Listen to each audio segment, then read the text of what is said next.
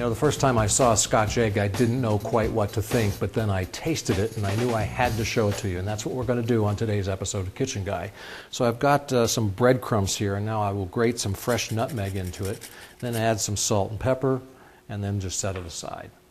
I've also got some hard-boiled eggs that I'm going to roll in flour, and then I'll shake off the excess. I've got about a pound of ground sausage here, and the traditional recipe calls for sweet sausage, but you can use a hot sausage if you like. What I'm going to do is roll it into a ball and then kind of flatten it in my hands, and then take the egg and then very carefully wrap the sausage around the egg.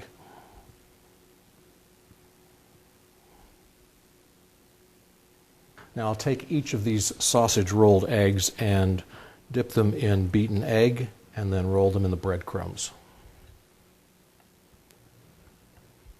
Finally, I've got a pot of oil heated to 325 degrees, and then I'll carefully lower each of the Scotch eggs into the oil and fry them until they're golden brown on both sides.